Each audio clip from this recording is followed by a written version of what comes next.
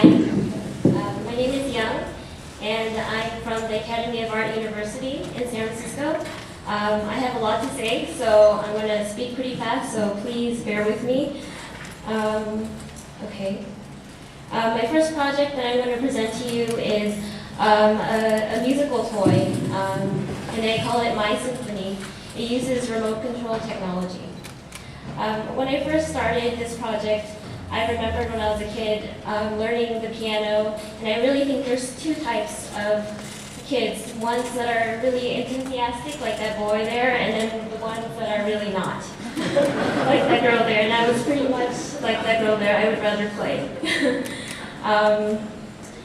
And if only learning music was more like play, you know, dancing, beating on drums.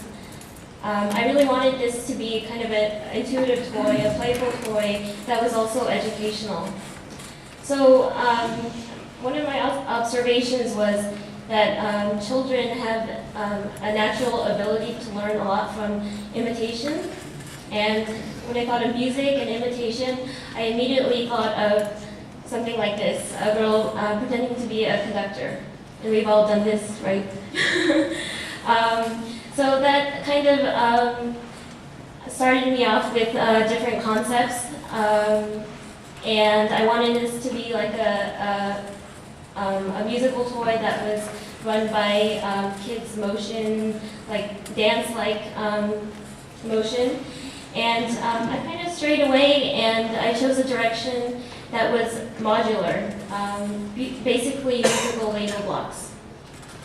And to remind you, I was the girl, you know, right there. So I had a hard time figuring out the structure of this toy, and I wanted it to be educational based on the structure of music. So I had a hard time. My teacher found software by MIT, and here it is, that really simplified it for me.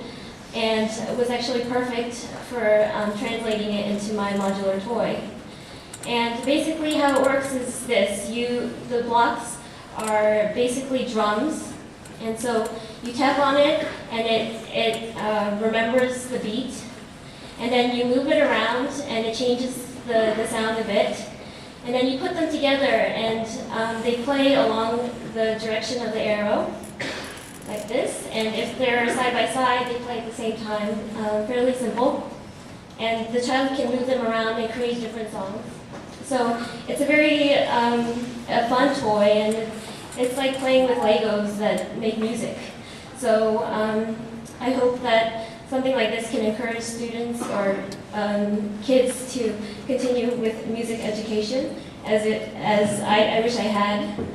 Okay, and this is a second project, and it was a 6-hour project from ideation to rendering.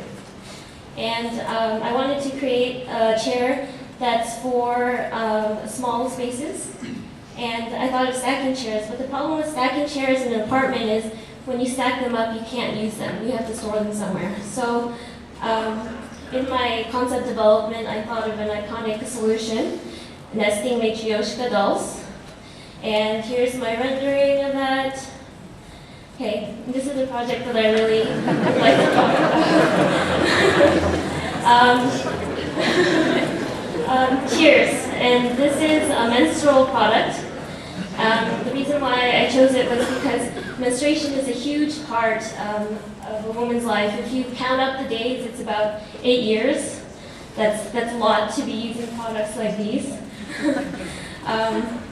I mean, there's been many improvements. I mean, they're 100 years old, and they're definitely better than they used to be. But the problem is that they're disposable. So if you count how many menstrual products an average woman might use, it's about 12,000 in a lifetime.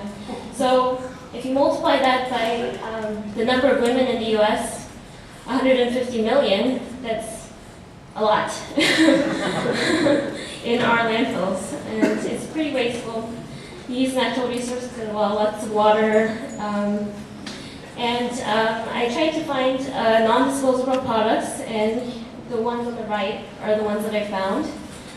And the one that really amazed me was the menstrual cup, because in so many aspects, it seems to be a better product. And I wondered why this great product is kind of hidden and people don't talk about it. And I found that the answer is really intimidation, psychological, fear of the unknown, and there's a lot of social aspects as well. And also as a product designer, I wanted to know the problems that people have physically with this product. And the main issues are insertion issues and removal issues. And I found this all in the Menstrual Cup Support Forum, which is great. Lots of information, lots of cool women. And people actually post like different folds so that it's easier to insert, so it's smaller. And here's my concept, basically a double layered cup. And I went through iterations, and here it is, the shape that I chose. And it's a coiled stem so that women can leave it in or out depending on their comfort. And here is the final rendering of it. The shape is very natural, right? It's very biological. And it was actually non-intentional, it just happened that way. Which is great, I don't know, it just did.